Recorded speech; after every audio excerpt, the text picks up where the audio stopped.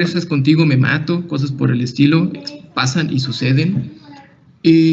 O que se pone, o más sencillo, ¿no? Que se pone mala copa, que gracias al alcohol se desinhibe y entonces pues todos sus complejos agresivos salen a relucir y entonces pues ahí se anda golpeando con todo el mundo y hasta incluso con la policía. Aquí tiene que ver con el ámbito de una sustancia externa que vino a desinhibir, porque es lo que podríamos nosotros pensar, de que el alcohol lo puso bien violento.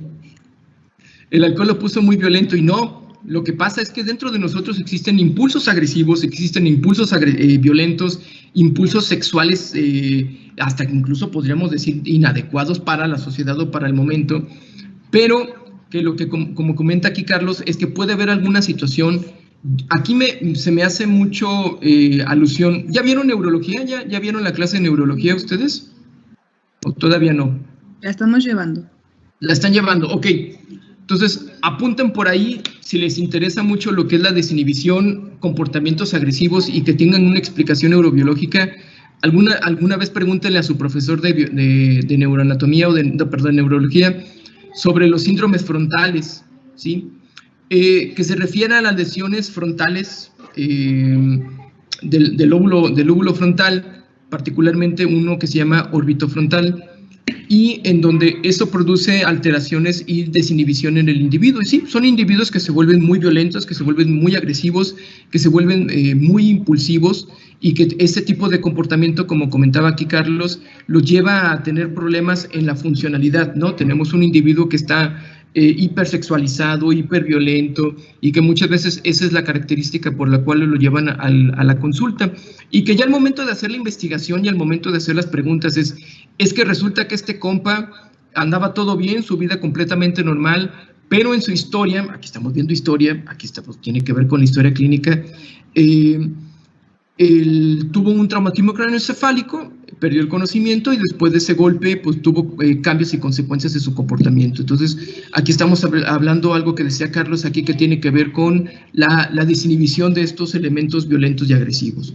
Hay un otro punto que todavía como que no tocan, a ver si por ahí alguien más se le ocurre alguna otra característica de lo que llamamos loco. Ya dijeron desinhibición, dijeron en cuanto falta de razón, y se me olvidó el tercer punto, algo que había comentado Jimena, ¿no? Pero bueno, ¿algún otro punto que se les ocurra ya para pasar sobre lo que es el elemento de la locura y al que llamamos loco?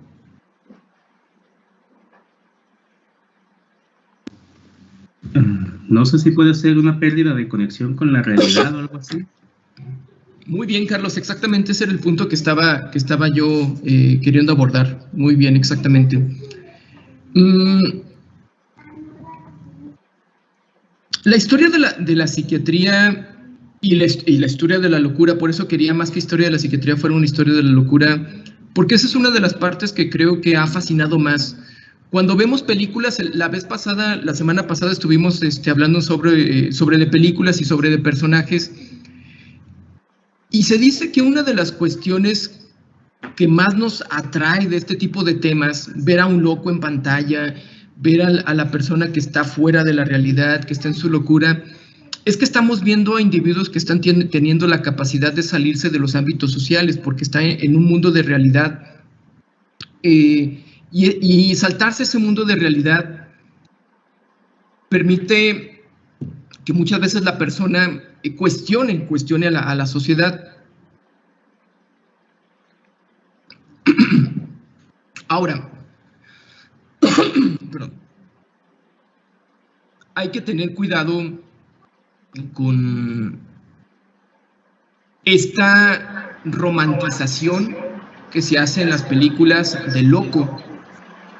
Y es otra de las cuestiones que la antipsiquiatría ha mostrado mucho, que es también como la romantización del loco. Vamos a ver ahorita en cuanto a la historia de la psiquiatría, cómo llegó a ver esto con los antipsiquiatras. Oye, perdón tantito, yo ando...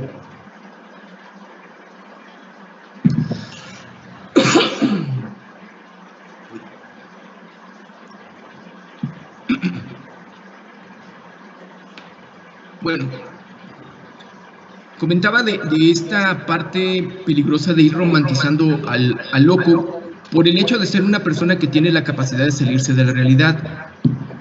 Gracias. Muchas gracias. Ya me salvaron con esa agüita. Muchas veces se ha cuestionado sobre la diferencia, ¿cuál es la diferencia entre el loco y el artista o el genio? Porque realmente quien vemos a una persona que sufre de esquizofrenia o que sufre un trastorno bipolar en un episodio de manía, estamos viendo a un individuo que está fuera de la realidad, que no logra, aunque uno le esté planteando los parámetros de realidad, la persona no lo plantea o no lo logra identificar. Me viene a la mente el caso clínico de un individuo que tenía un trastorno por ideas delirantes y que este individuo tenía una característica fundamental de su idea delirante. Él tenía la idea delirante de que tenía VIH, SIDA, y entonces, pues bueno, la intervención evidentemente de muchos de los médicos, incluyéndome a mí cuando lo vi por primera vez, fue mandarle a hacer, plantearle un parámetro de realidad que es, bueno, usted dice que tiene VIH, los síntomas que dice, pues bueno, la verdad es que no van con lo que normalmente está planteado aquí en los ítems diagnósticos, pero no tiene ninguna de las enfermedades o se ha diagnosticado ninguna de las enfermedades que son para el concepto de SIDA. Pero vamos a mandarle a hacer un examen de laboratorio para VIH. Entonces, el examen de laboratorio evidentemente salió negativo, se lo muestras a la persona, al individuo, aquí está su resultado de su laboratorio, es negativo. ¿Qué hizo este individuo cuando yo le planteé ese parámetro de realidad, en esa locura que tenía él? Me dijo así, tal cual: no, doctor, lo que pasa es que los laboratorios están coludidos con usted, yo era una cuestión paranoide, y que se están poniendo de acuerdo de tal manera para poderme entregar estos resultados negativos. Entonces, lo que hizo o lo que hace el loco, en este caso, perdone la palabra despectiva, es un paciente con un trastorno psicótico, pero aquí por temas históricos estamos hablando del loco, es al momento de plantearle este parámetro de realidad, lo que hace es, en lugar de aceptarlo, se va de lado, como un torero, pasa de lado el toro, y no remite. Muchas veces, y esto es lo que ha pasado históricamente con el loco se quiere confrontar, la sociedad lo confronta, la familia lo confronta. Imagínense a la esposa de este hombre, era un hombre de 50 años, bueno, es un hombre de 50 años, imagínense para la esposa la angustia, y para el propio paciente la angustia de saberse con VIH, y todavía más, no solamente de tener o padecer VIH, sino de que además todos los psiquiatras y todos los médicos estamos coludidos con los laboratorios para darles resultados que son falsos. Esta es la diferenciación y es lo que no se plantea muchas veces en las películas. Y en las películas nos plantean esta forma romántica de la locura. Me remite mucho a una película que se llama Mente Brillante, donde hablan de un paciente, una persona con esquizofrenia que resulta ser un súper matemático. Y que al último, creo que, no me recuerdo muy bien, creo que tiene que terminar por dejar de usar su medicamento, su tratamiento, porque al momento de estar tomando el tratamiento o el medicamento, ya no puede hacer uso de esta genialidad. Una característica fundamental para hacer la diferenciación entre el loco y el artista o el genio es que el loco se queda perdido en este contexto y en toda esta información fuera de la realidad, mientras que lo que se dice con el artista o el genio es que es capaz de salirse de las cuestiones sociales, es capaz de irse a otros mundos, pero va a tener la capacidad de volver a regresar y que todo aquello que aprendió, todo aquello que vio fuera de este mundo, de estas normas sociales, es capaz de plasmarlo en un lugar. Sí hay arte en el loco. Hay algo que se llama arteterapia. En el Hospital de Psiquiatría hay un psicólogo que es Alejandro Vázquez, que él utiliza mucho lo que es la parte del arte en este tipo de pacientes. Y incluso hay un tipo de arte, hay un tipo que se llama art brut, que es el arte hecho por el paciente psiquiátrico. En el ámbito de los hospitales psiquiátricos principalmente donde se ha utilizado, y muchas veces se cuestiona si realmente eso es arte o no es arte. No soy yo para decir si es o no es, pero es interesante de muchas veces de cómo se ha hecho esta diferenciación entre lo que es el loco y el artista. Los objetivos de esta clase es conocer los cambios en el concepto del trastorno mental a través de las diversas épocas e identificar las principales revoluciones de la psiquiatría. Van a haber 4 revoluciones de la psiquiatría, principalmente 2 son donde quiero que pongan mucha atención. Ahora, estudiar historia, ¿y para qué? ¿O qué? Cuando ustedes ven historia de alguna de sus especialidades médicas, historia de la neurología, historias de la cardiología, va a estar plagada de héroes que lograron sobrellevar y crear invenciones que vinieron a revolucionar su respectiva especialidad. Pero aquí en historia de la psiquiatría realmente no hay muchos héroes. Sí los hay, evidentemente, pero creo que hay más villanos. Vamos a ver mucho más a los villanos. Pero que es importante abordarlos para poder entender el aspecto histórico de qué es lo que hoy, bueno, ya no llamamos locura, sino qué es lo que hoy llamamos trastorno mental y cómo ha ido evolucionando ese término y esa forma de conceptualizar al paciente que tiene estos comportamientos que están fuera de la norma o fuera de la realidad. Esta forma de conceptualizar la locura a través del tiempo es algo que se llama arqueología de la locura. Hay un pensador muy importante que es Michel Foucault, que no sé si alguno de ustedes haya escuchado de Michel Foucault. Es un pensador muy importante del siglo XX, donde el tratado sobre la locura, historia de la locura, un tomo muy grande, bueno, 2 tomos, y él habla sobre esta forma de cómo se ha ido conceptualizando la locura desde la parte de los demonios, cuando se pensaba que realmente, eso lo vamos a ver ahorita un poquito más a profundidad, realmente los demonios eran los que estaban provocando los problemas mentales. Hacia allá hay formas históricas en donde al loco se le libera de sus cadenas.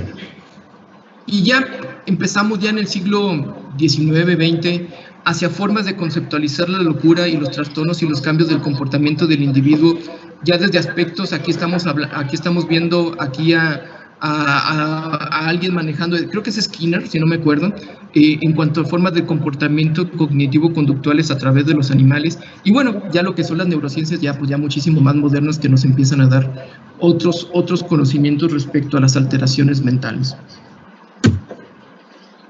La psiquiatría implica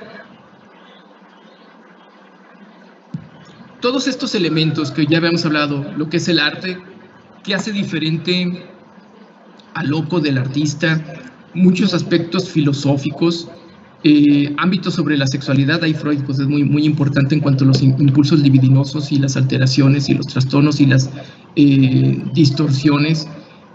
Drogas, rock and roll, legalidad, religión, ciencia, todo eso tiene que ver aquí con todo lo que es la psiquiatría y su historia. Ahora, ¿qué diablos es psiquiatría? Psiquiatría etimológicamente viene de psique, que es el alma, y atrea, que es curación, y atros, del acto médico. Entonces digamos que de alguna manera el psiquiatra es aquel que es el médico del alma, pero eso vino evidentemente después. Ya habíamos dicho que al principio no se llamaban psiquiatras, sino que eran los alienistas, era el término que se le daba originalmente.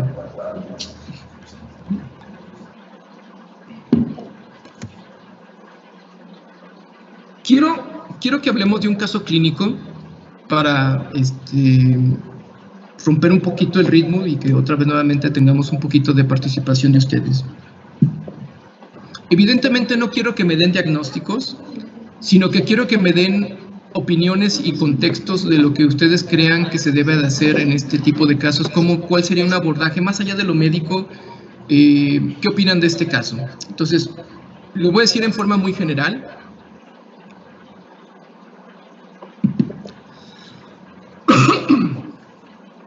Llega al consultorio una chica de 30 años, vamos a poner, que me comenta, padece de síntomas de ansiedad, y que ella, la queja principal es, doctor, en la noche no puedo dormir, en la noche me siento muy inquieta, mi cuerpo se está moviendo y moviendo y moviendo, y ahí ando tirando patadas, cuando me intento quedarme dormida, tengo insomnio, pero ese es particularmente cuando me intento quedarme dormida, mi cuerpo se la pasa moviéndose y moviéndose y moviéndose y moviéndose. Durante el día siempre traigo una angustia, nunca estoy quieta, mi mente siempre está pensando en cosas malas, negativas, en que incluso tendría que ya estar mejor muerta. O sea, evidentemente, pues esta persona está padeciendo un trastorno probablemente de ansiedad. Ok, hasta ahí todo bien. Y esa es la queja principal. Ahora, la característica fundamental, ya cuando vemos un poquito más sobre la historia clínica y cuando le pregunto a esta paciente, bueno, ok, ¿qué cree usted que le está llevando a todo esto? Me dice, no, pues no lo sé. Realmente mi vida es normal, realmente no hay alguna situación o algo que haya cambiado últimamente. Y ya seguimos en la historia clínica y resulta que, bueno, es una mujer casada y le pregunto, platíqueme un poquito sobre la situación de usted en la casa. No, pues tengo un hijo de 2 años, es mi primer hijo, y ya cuando empiezo a tocar la fibra sensible, el tema sensible es, fíjese que mi pareja, no estamos casados, estamos en unión libre, y mi pareja, y ya empezamos ahí a entrar sobre el ámbito aquí importante y fundamental que es, mi pareja me violenta, mi pareja es agresivo, hay violencia de tipo psicológica, hay violencia de tipo sexual, física y de diversos ámbitos. Entonces, aquí ese es el contexto que creo que es importante. Tenemos una paciente que evidentemente está presentando componentes y síntomas de ansiedad, pero también está siendo violentada en la casa. ¿Qué creen que sea aquí alguna de las intervenciones que tengamos que hacer con esta paciente? Evidentemente no hemos todavía visto lo que es el tema del trastorno de ansiedad. Su queja principal es en la noche no puedo dormir, estoy inquieta, pero también estamos hablando ya también de los ámbitos sociales, en el ámbito en el que ella se desenvuelve, y no he preguntado yo sobre los aspectos culturales de ella ni sobre el sistema de valores, ¿no? Por preguntarle pues, por qué está viviendo con esta persona.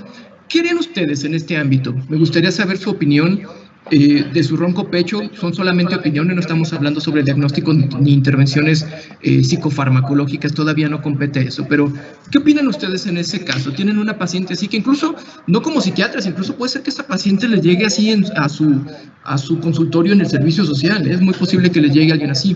¿Qué harían ustedes?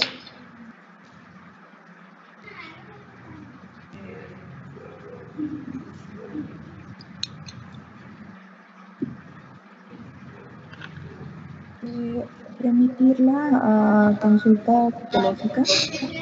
¿Mandé? Remitirla a un psicólogo. Remitirla a un psicólogo. ¿Y por qué me va a mandar a psicólogo, doctora Nancy? Pues porque está en una relación que la violenta y que eso es lo que le está generando la ansiedad. No se le puede tratar la ansiedad y no se le trata la causa. Sí, pero yo lo que quiero es dormir bien.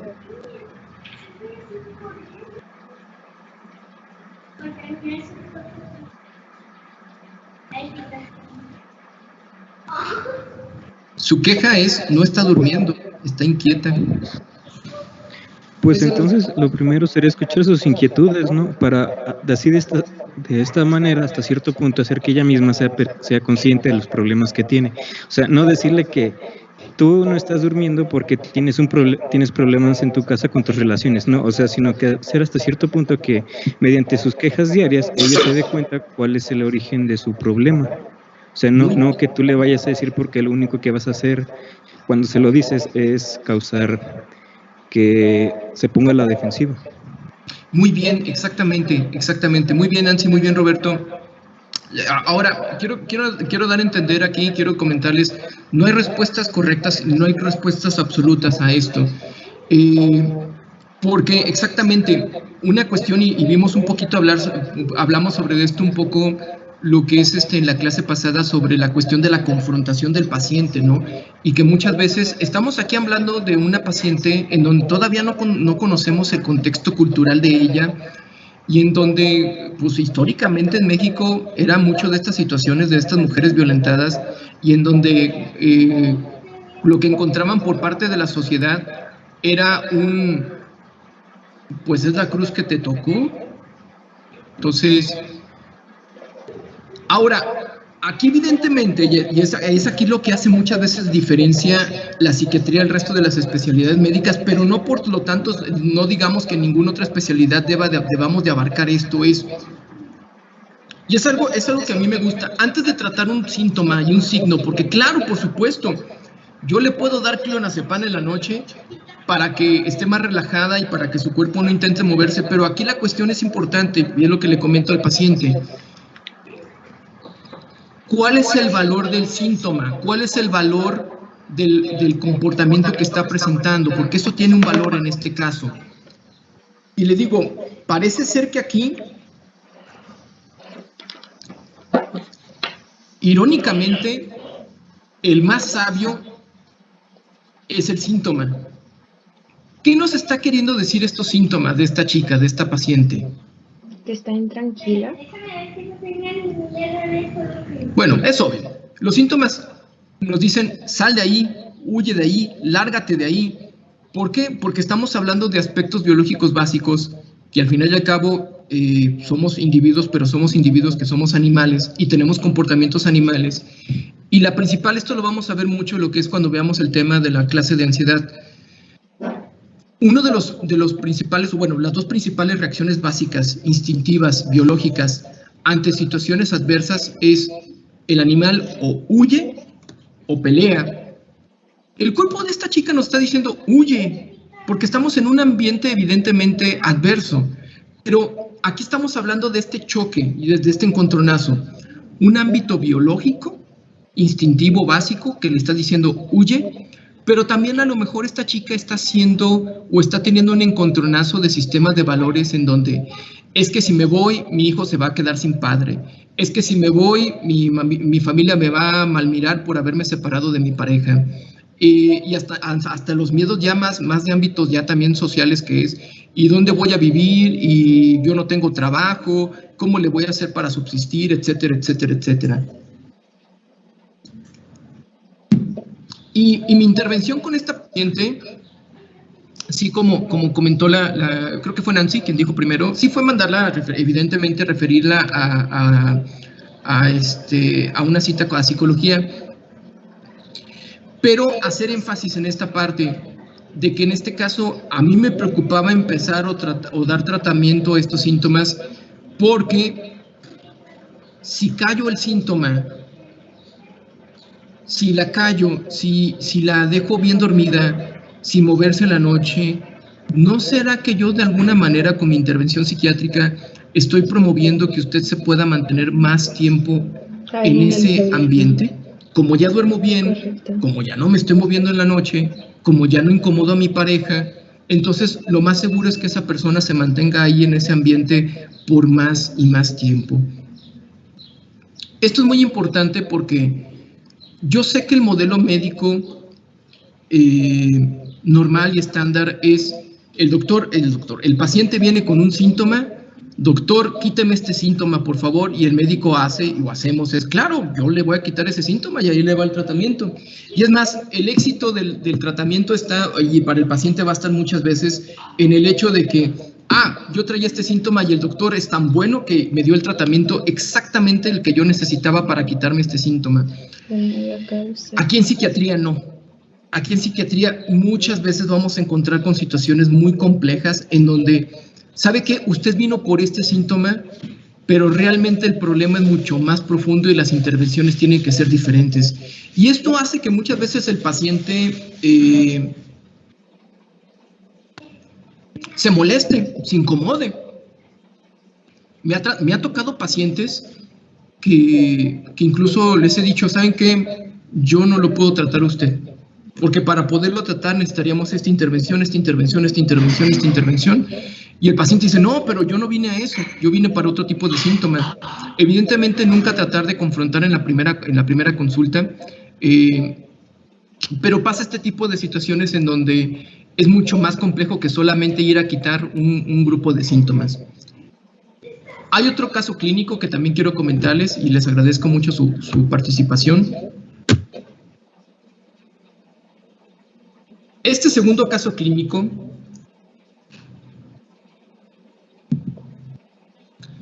los psiquiatras o la psiquiatría termina muchas veces convirtiéndose en somos los policías de la medicina.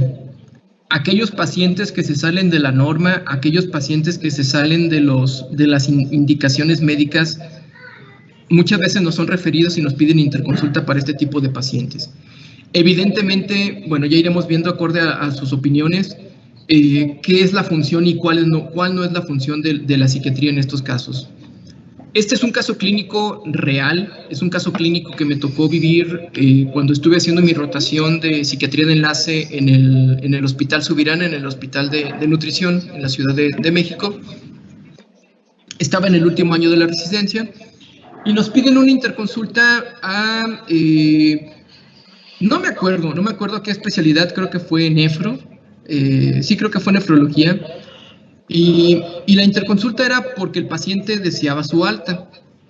Entonces llegamos ahí a los pies de la cama del paciente, y me acuerdo mucho que estaba el médico adscrito y nos decía, es que el paciente se quiere dar de alta, nosotros identificamos esta alteración nefrológica, renal, y que requiere que tenga una intervención y que requiere que tenga una operación, una cirugía. Pero el paciente se niega a tener la cirugía y el paciente quiere ser dado de alta. Comenta que no es un problema médico, que no es una cuestión de enfermedad, que es una cuestión, de económica, que el paciente tiene la capacidad para evidentemente poder tener la cirugía, pero que el paciente no desea tener esa cirugía. Entonces, por favor, yo quiero que lo valore el psiquiatra, porque necesitamos ver si el paciente está en condiciones o no para tomar esa decisión. Ahora, nosotros, en este caso, lo que hicimos fue, evidentemente, fue hablar con el paciente, preguntarle sobre si estaba consciente, si estaba él en capacidad de juicio, si él estaba, pues evidentemente que su mente estuviera dentro del parámetro de realidad. Y sí, todo estaba en orden y el paciente estaba en completo uso de su razón y de su juicio, y a pesar de todas las indicaciones médicas, el paciente estaba en condiciones de decir, ¿saben qué? Yo no quiero esa cirugía. Evidentemente la familia también era otro punto importante, donde la familia estaba angustiada. La familia quería que el paciente tuviera la cirugía porque si tenía la cirugía pues podía tener una mejor calidad de vida, y en ese caso pues ahí estábamos nosotros en medio decidiendo y planteando aquí qué hacer. Para que puedan participar un poco, ¿qué opinan de esta situación o de esta circunstancia? Ya más que en el ámbito psiquiátrico, estamos hablando aquí más del ámbito de la bioética. No sé si lleven ustedes o hayan llevado bioética, pero ¿cuáles son los elementos que ustedes creen que son fundamentales en este caso con este paciente? Sobre un paciente que debe de tener una intervención y que se está negando a la misma. ¿Qué creen que deba de hacer el médico? En ese caso hay nosotros como los psiquiatras o el médico adscrito. ¿Qué es lo que se debe hacer en este caso? Y pues más que nada aquí en el caso de que se le habló al psiquiatra para la interconsulta. ¿Qué se debe de hacer?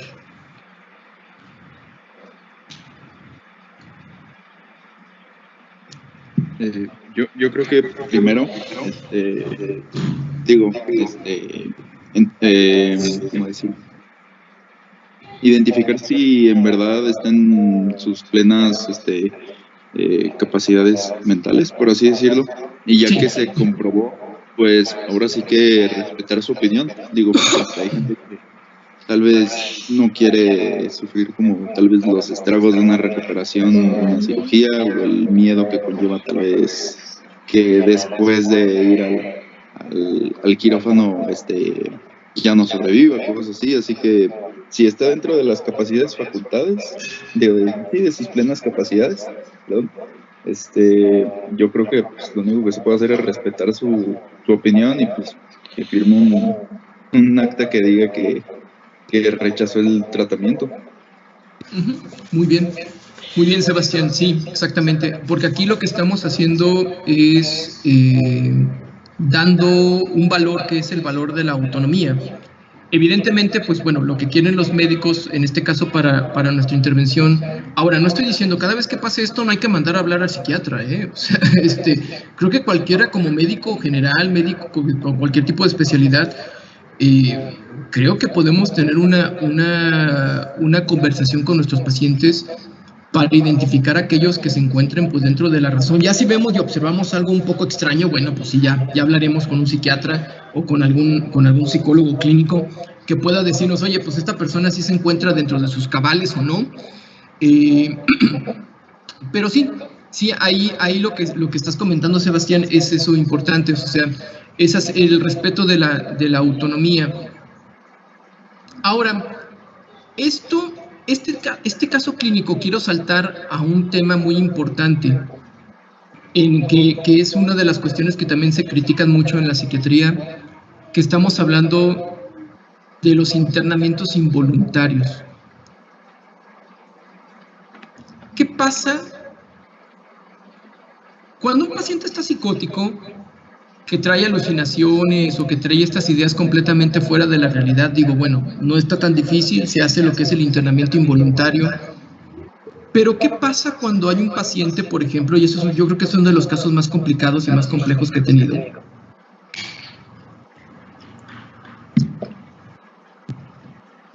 ¿Qué pasa cuando hay una persona que trae ideación suicida y que trae un plan, que trae ya un plan estructurado, no está psicótico, sí a lo mejor está deprimido, está ansioso, pero trae esta ideación, pero no quiere ayuda, no, la familia está muy angustiada, la familia llega conmigo y doctor, es que mi hijo ha pensado, quiere matarse, dice que ya tiene un plan y todo. Y hablo con el hijo y el hijo dice, sí, doctor, sí, yo ya, porque pues tuve una decepción, perdí mi familia, etcétera, no puede ser alguna cuestión ahí. Y a mí yo lo que quiero pues ya es matarme. La persona no está psicótica, nada. En ese caso, ¿creen ustedes que se pueda o se deba de hacer un internamiento involuntario? Que debamos de mandar a llamar a todos los enfermeros, agarrarlo en contra de su voluntad al individuo e internarlo. ¿Se puede hacer un internamiento involuntario en ese caso? ¿Sí o no? ¿Qué opinan ustedes?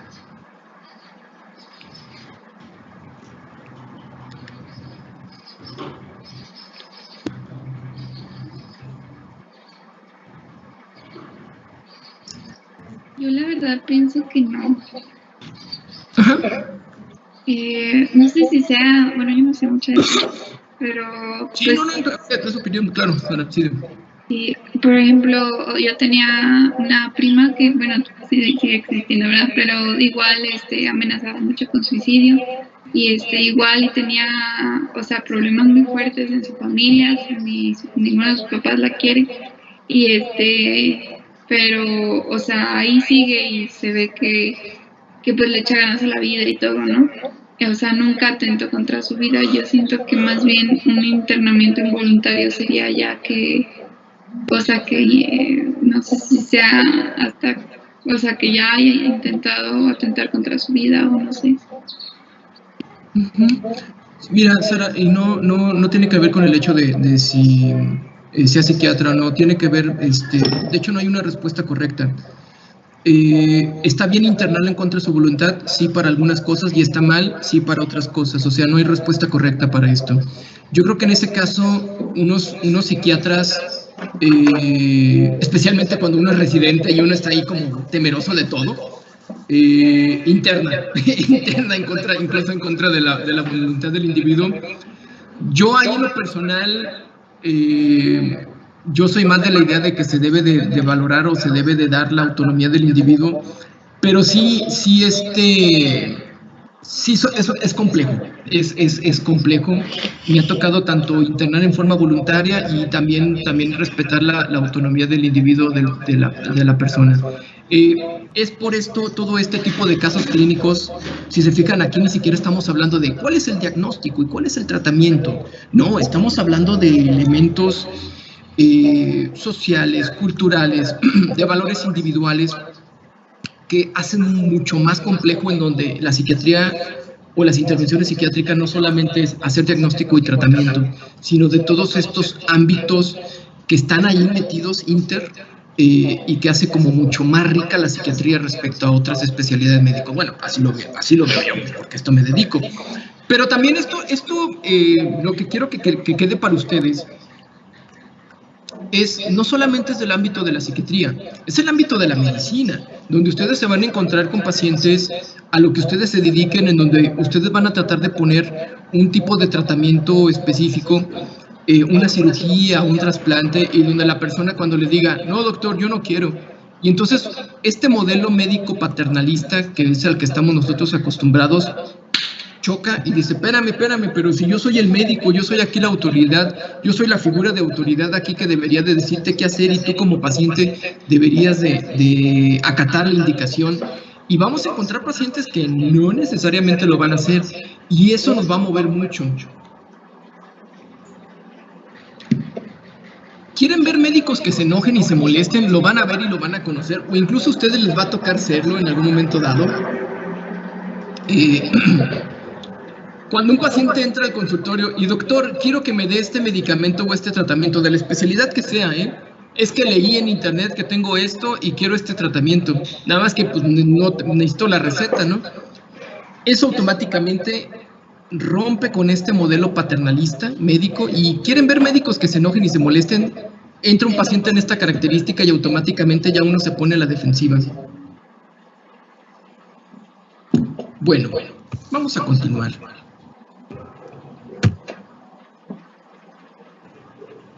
En cuanto a los aspectos de la antigüedad,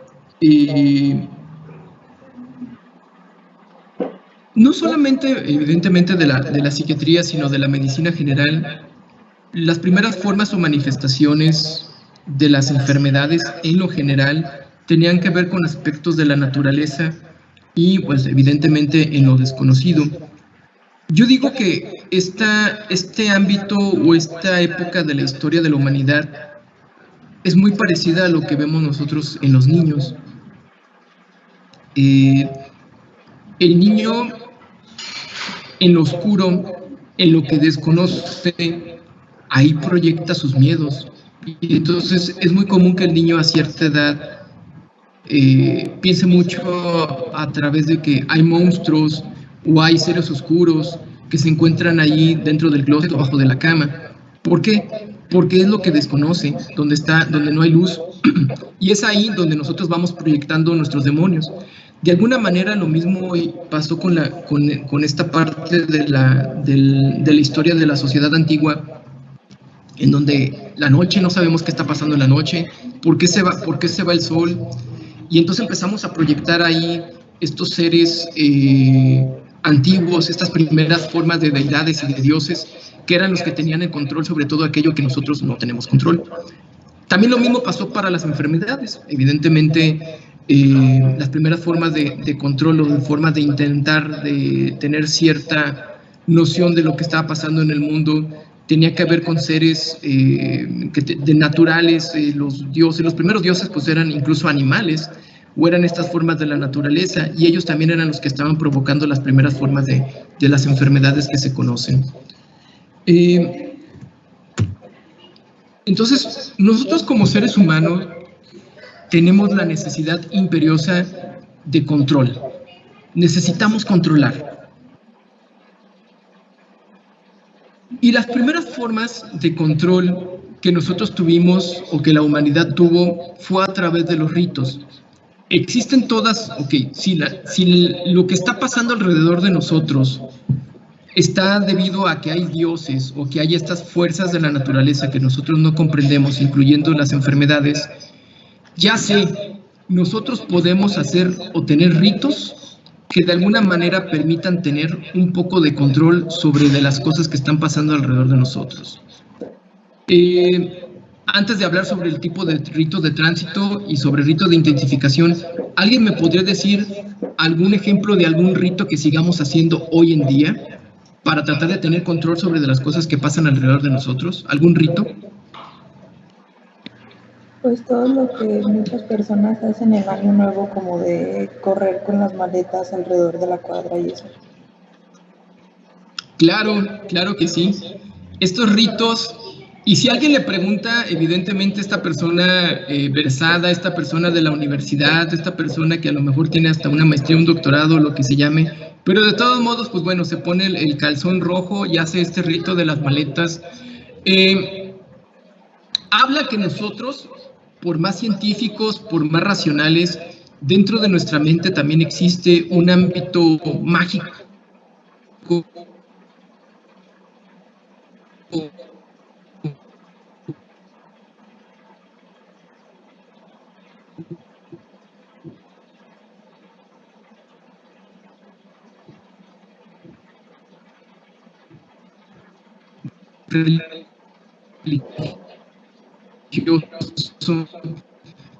¿Qué hacen las personas al momento de salir a la carretera?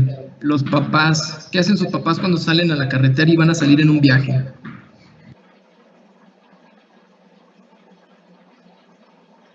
Doctor, como que se le acabó un poquito, porque me parece que me fue con mis compañeros y ya no alcanzamos a escucharme. ¿Creo que lo puedo repetir, por favor? Ah, ok. Sí, este ritual, bueno, este rito que a mí me gusta bastante es el de persignarse cuando van a salir a la carretera. No sé, ¿me estoy escuchando bien? ¿Sí se escucha? Ya se escucha bien. Antes Ya. se escuchaba como trabado. Como trabado. Ah, ok, tal vez era ahí en internet. Este rito de persignarse al salir a la carretera, y evidentemente tiene que ver con el ámbito de tratar de controlar, y si alguien le pregunta, ¿y para qué te persignas, no? Pues para llegar bien, para que no nos pase nada en la carretera, para que lleguemos con bien, para que Dios nos proteja, ¿no? Oye, papá, pero bueno, tú ni crees en Dios, o no eres tan católico, no eres tan religioso. Aquí no tiene que ver tanto la religión o la espiritualidad, tiene que ver más como la necesidad de control, evidentemente a partir de un ámbito espiritual o religioso, que no estamos de ninguna manera cuestionando esa parte, sino que es en esta necesidad que tenemos como individuos y como humanidad de tener el control sobre de las cosas. Es a partir de mis creencias, a partir de mi espiritualidad, yo creo estos ritos en donde yo siento un poco más de control sobre de lo que está pasando. Evidentemente, yo fui a revisar mis llantas, yo revisé mi carro, revisé que todo esté bien con el mismo, pero hay cosas que no están en mi control, doctor. Hay cosas como, por ejemplo, de que qué tal que alguien se me atraviese, qué tal que se ponche una llanta, qué tal que el camino esté en muy malas condiciones. O sea, hay cosas que no están en mi control y es ahí donde pasa lo que son los ritos. Entonces, hay quienes con esta forma de mentalidad completamente planteada en la razón y el intelectual dice, pues ¿para qué te persignas? Pues ¿para qué corres con las maletas? ¿Para qué te pones la ropa roja en fin de año si eso no sirve para nada? Pues hay que respetar esa parte, porque nosotros tenemos dentro de nosotros, y esta es la parte importante aquí de la historia, es entender que parte de nuestra humanidad tiene que ver con la creación de los ritos para poder controlar las cosas en las que sentimos que no tenemos control. Fuera de lo demás, pues ya existe la razón, fuera de lo demás existe ya los conocimientos, pero en lo que no, pues existe lo que son los ritos. El rito de tránsito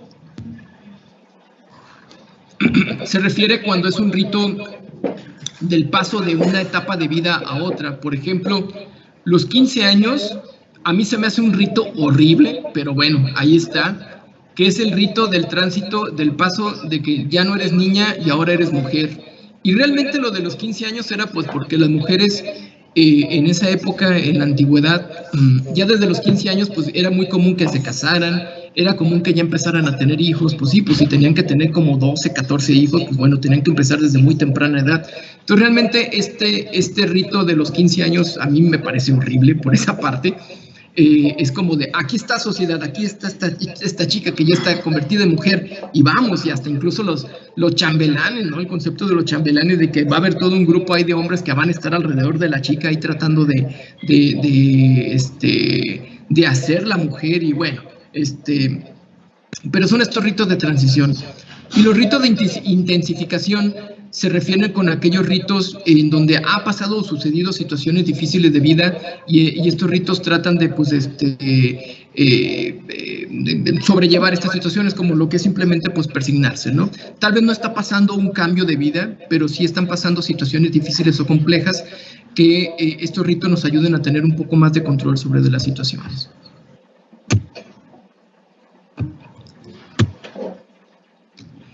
En esta época antigua, las teorías de las enfermedades tenían que ver con estos ámbitos espirituales, como lo que es la pérdida del alma, la intrusión del espíritu, la transgresión de algún tabú, de alguna norma social que se tenía, o simplemente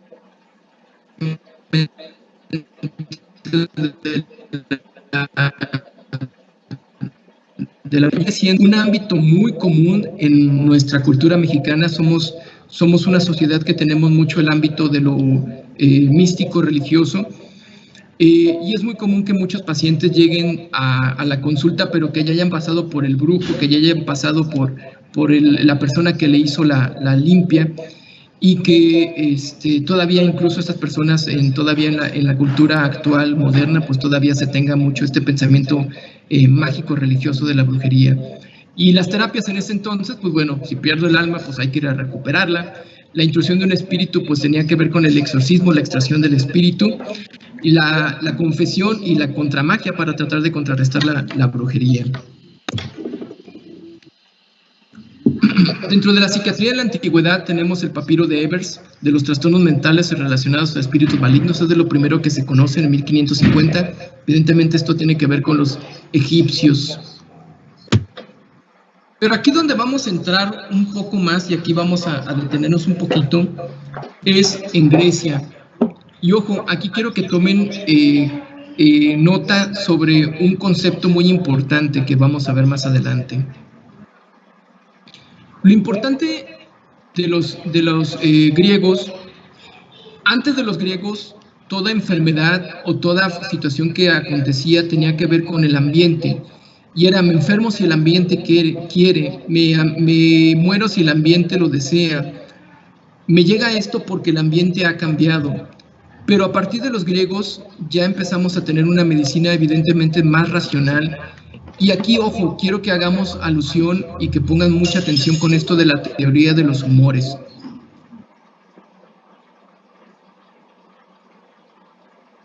El abordaje holístico también es una parte muy importante y fundamental que también vamos a ver aquí con los griegos.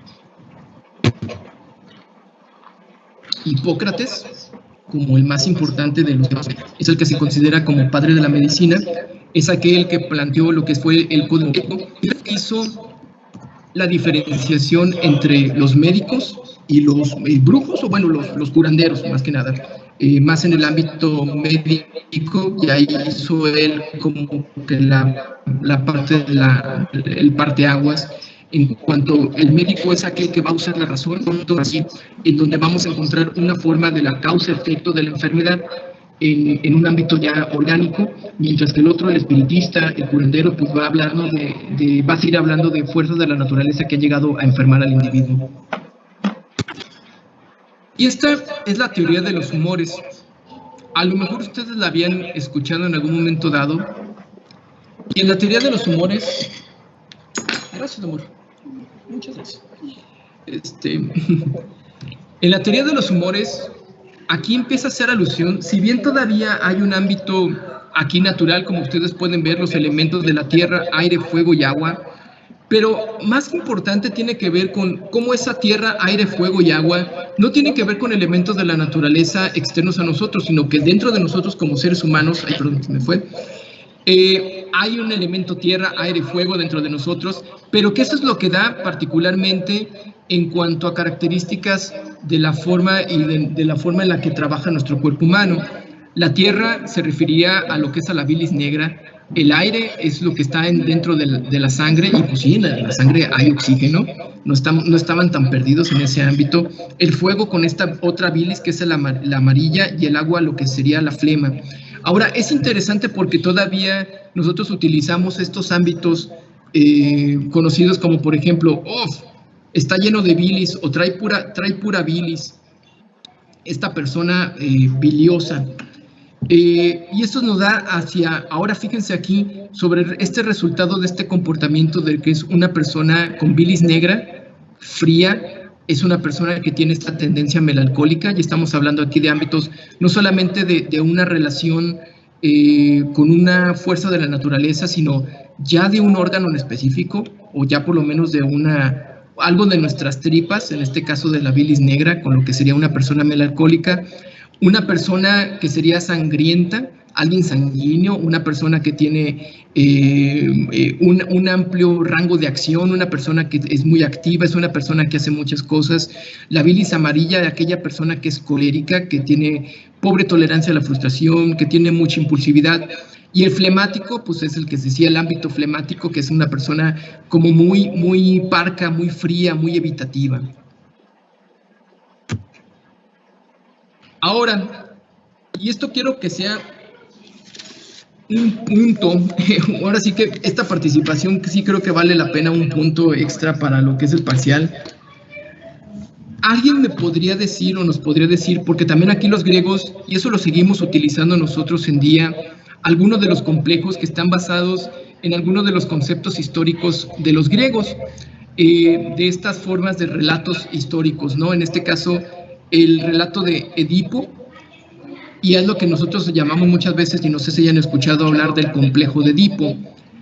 ¿Alguien me podría decir un poco sobre de la historia, a qué se refiere el complejo de Edipo, sobre qué es? Y ese se merece un punto extra para este parcial. Yo sí lo digo. Muy bien, perfecto. A ver. Bueno, ¿Quién es? ¿Quién? Yo, Karen. Karen, es que aquí no me parece. Ok, Karen, a ver, dime, Karen, ¿qué es el complejo de Edipo? Pues de lo que tengo entendido es cuando los hijos, especialmente los hijos varones, tienen como cierta atracción o deseos sexuales por su mamá, algo así. Sí, ajá. ¿Y qué más? ¿Qué más? Bueno, es lo único que se tengo muy general. Ahí tiene la mitad de la historia, falta la otra mitad, falta el malo de la historia, ok, va, muy bien. El hijo va a desear a la mamá, y tiene una lógica. ¿Por qué? Porque la primera figura o la primera persona que observa en su vida, pues es la mamá. Entonces, y si la mamá es la primera que lo alimentó, es la primera que le dio sostén, es la primera que lo apapachó, pues claro que desea a mi mamá, claro. Pero ¿quién es el malo de la historia aquí? Mi papá. El padre, porque evita que... Ajá, a ver, sí, Roberto. El padre, porque evita que el hijo tenga acceso a la madre, ya que el padre está emparejado con la propia madre. Ok, muy bien, perfecto, ok. Perfecto. Va a ser medio y medio punto, Karen y Roberto. Sí, el complejo de Edipo tiene que ver con la historia de Edipo Rey, en donde, bueno, no vamos a entrar así de lleno a leer toda la historia, ahí, pues ahí lo pueden buscar en YouTube, hay muchos videos sobre eso, pero tiene que ver en el complejo de Edipo. Es un complejo que se dice que pasan todos los niños. En el caso de las mujeres sería el complejo de Electra, esa es la contraparte, pero donde el hijo quiere acceder a la mamá, quiere llegar a tener a la mamá, pero oh no, maldita sea, existe el papá y no va a poder acceder porque pues mi mamá está casada con mi papá. El complejo de Edipo se refiere a aquellos individuos que se quedaron en esa etapa y que nunca pudieron sobrepasar ese deseo de la madre o el cariño hacia la madre. O sea, hay que tenerle cariño a la mamá. Pero, y esto me ha tocado muchas veces en el consultorio, en donde llega la esposa y me dice, oiga, doc, es que estoy casado, bueno, estoy casada, pero mi esposo se la pasa con la mamá. O sea, nos casamos, pero nunca está en la casa. Se la pasa con la mamá, se la pasa allí con su familia y es como que nunca rompió el cordón umbilical. El complejo de Edipo se resuelve de forma natural y de forma saludable. Se dice que cuando el hijo comprende de que, ok, pues mi papá sigue casado con mi mamá, yo no puedo desear a una relación más allá con mi mamá, pero lo que puedo hacer es empezarme a identificar con mi papá y empezar a obtener cosas de mi papá. Ah, mi papá es fuerte, ok, yo también voy a ser fuerte. Mi papá es inteligente, yo también voy a ser inteligente. Pero de una forma saludable, porque también existe también la parte del trastorno de Edipo, donde el hijo empieza o se queda como en esa lucha constante con el papá, o se queda en un complejo de inferioridad o de superioridad respecto al padre, y en donde yo me identifico con mi padre y tal vez algún día, al haber obtenido estas características de mi padre, tal vez algún día yo pueda llegar a tener una mujer parecida a mi mamá. Eso, bueno, evidentemente son ámbitos psicológicos y psicoanalíticos. Esto tiene que ver mucho con lo que planteaba Freud, pero bueno, aquí tiene que ver y plantear de estos relatos históricos de Grecia.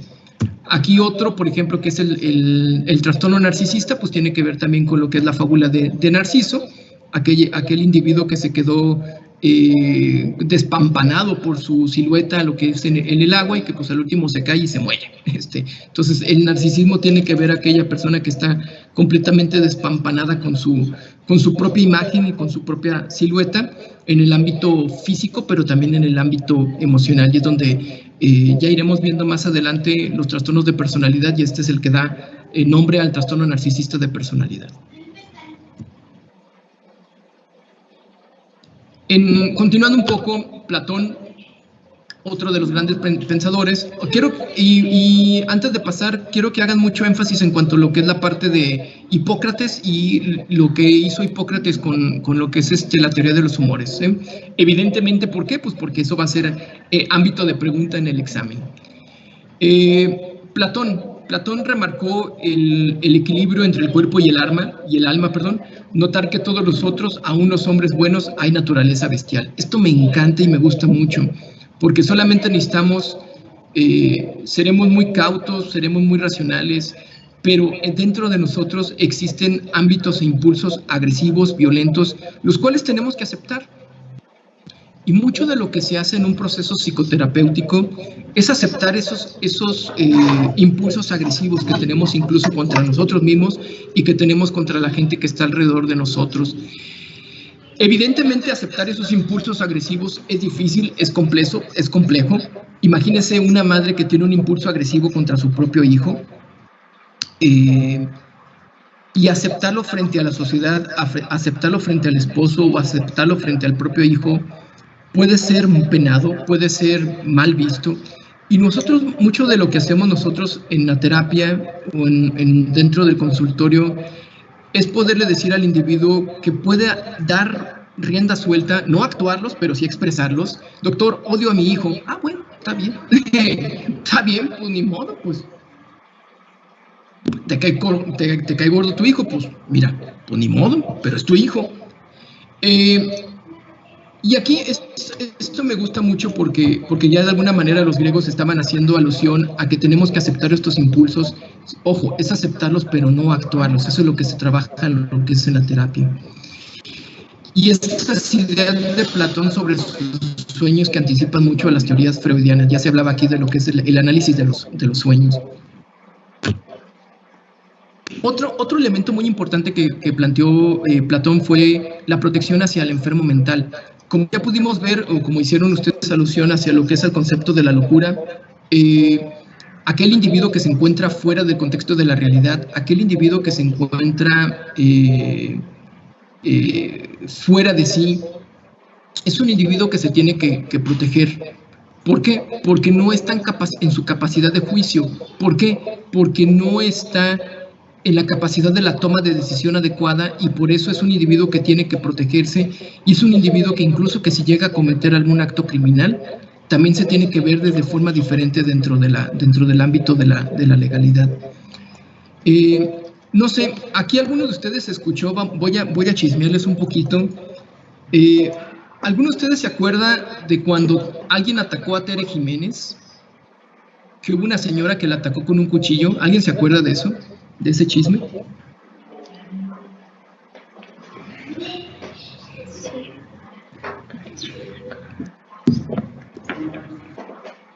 Yo la verdad ni estaba enterado. Ah, ¿no? ¿Nadie? No. Yo no, pero cuente chismecito. Les falta barrio, muchachos. Les falta barrio de chismes. Están tan metidos en la medicina que ya no se enteran de lo demás que pasa en el mundo. Bueno, creo que fue hace 2 años, más o menos. Fue antes de la pandemia. Esto sí me acuerdo. Fue antes de la pandemia. Entonces yo creo que sí fue como hace 2 años. En esto del miércoles ciudadano, donde va Tere Jiménez y empieza a hablar con la gente, y la gente va a darle sus quejas, es que mi vecino pone la música muy ruidosa, y etcétera, y etcétera, etcétera. Y hubo una señora que en esa plática sacó un cuchillo, y entonces, pues evidentemente llegó la policía y la agarraron y todo. Esa señora no planeaba atacar a Tere Jiménez de ninguna manera. Lo que quería hacer era cortarse las venas frente a Tere Jiménez. ¿Por qué y para qué? Y resulta que nos la llevan a valoración psiquiátrica. Así como de, ¿por qué o qué? Y ya cuando vemos en el expediente, vemos que, bueno, en primer lugar, es una señora que tiene expediente en el hospital de psiquiatría. Y es una señora que ha tenido múltiples internamientos por intentos de suicidio. Ahora, lo interesante aquí es una persona que no está psicótica, es una persona que está dentro de sus cabales en cuanto a la razón. Tal vez el juicio será muy cuestionable, pero es una madre soltera, tiene 4 hijos y es una madre desesperada. Es una madre que los abandona el esposo, los deja el esposo sin protección, no se hace cargo económicamente de los hijos, y ella, pues bueno, cargando una depresión y aparte cargando la responsabilidad económica de esos 4 hijos, pues es una mujer desesperada, que no tiene trabajo, es una mujer que se encuentra pues completamente en desesperanza y desesperación, y ha tenido múltiples intentos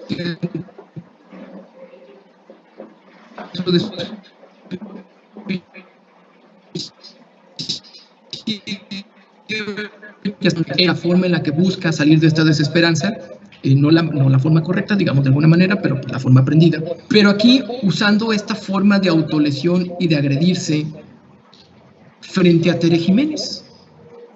Entonces, en primer lugar, ni quería violentar, ni quería agredir, pero evidentemente ella pues no fue a la cárcel, se hizo un internamiento en el hospital de psiquiatría. Y Tere Jiménez le mandó a hablar y de hecho pues le dio apoyo de algunos abogados. Ojo, ese apoyo nomás fue temporal, fue unos meses y después ya Tere Jiménez hizo guaje. ¿Por qué? Porque otra vez volvió a llegar con otro intento de suicidio a lo que es al hospital. Ahí me enteré del chisme. Y como era una persona que tenía una enfermedad mental, en este caso tenía un trastorno depresivo, no se hizo lo que se hace normalmente, que es, pues bueno, hacer una averiguación previa y juicio, y etcétera, y etcétera. No, directamente la llevaron al hospital de psiquiatría. Hay otro caso también que me gustaría comentarles, el caso de una señora, fue hace 3 años, este caso clínico, y me tocó a mí hacer un peritaje respecto a este caso de una señora que mató a su hijo. Esta señora resulta ser que ella, una madre de 30 años aproximadamente, vivía con una pareja, creo que la pareja tenía o tiene como 60 y tantos años, o sea, desde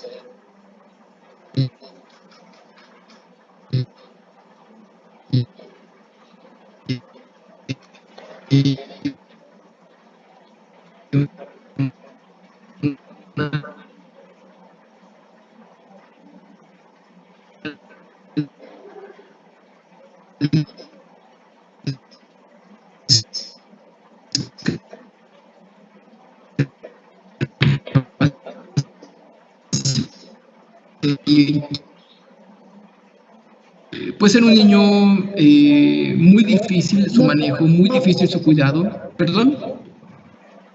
Es que no se escuchó, se trabó unos segundos y no se escuchó lo que dijo antes de esto. A ver, ¿en qué me quedé? ¿Dónde se escuchó?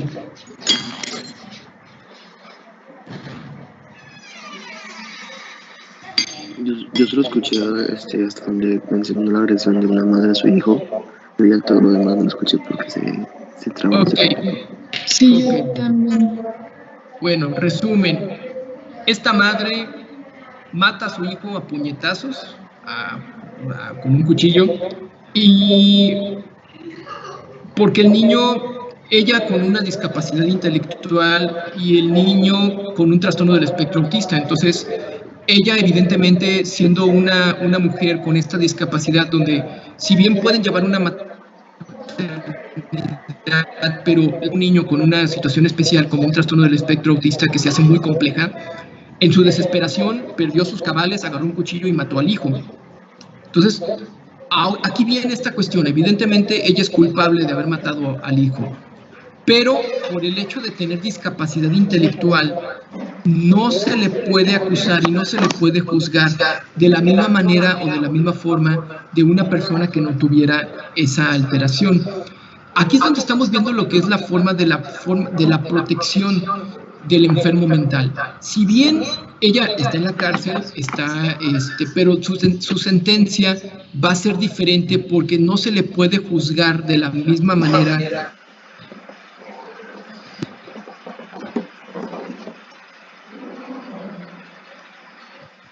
que hoy. Esto hace que el acto violento, el acto agresivo o el acto criminal baje el nivel de intensidad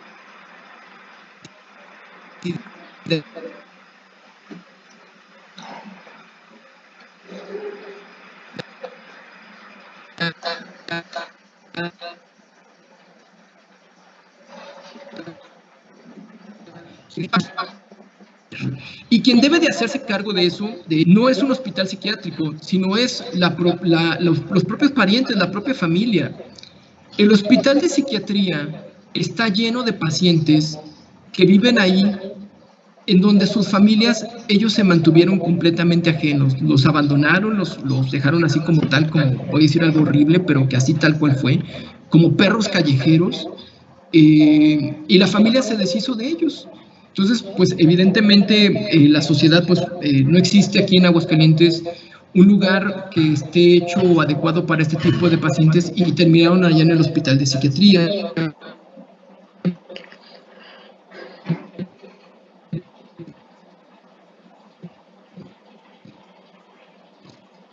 A sus hermanos que tengan alguna enfermedad mental, una esquizofrenia, y que llega la familia al hospital de psiquiatría, le digo, les traigo a mi hermano porque quiero que se quede a vivir aquí.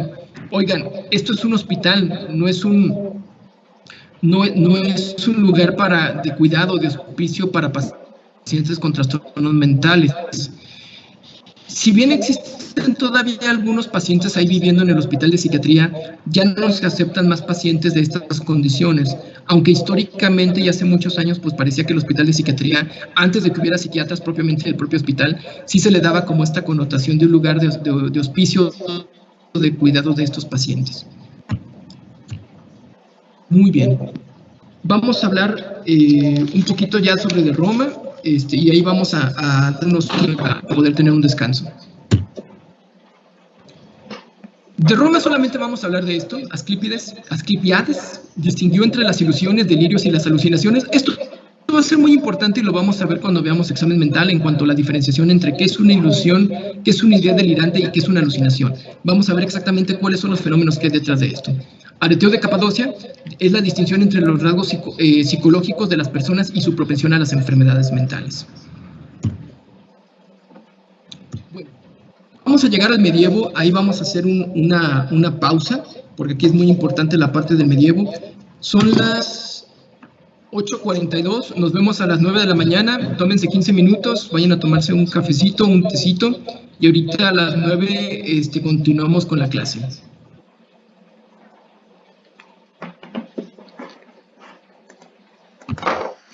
Está bien, gracias, profe.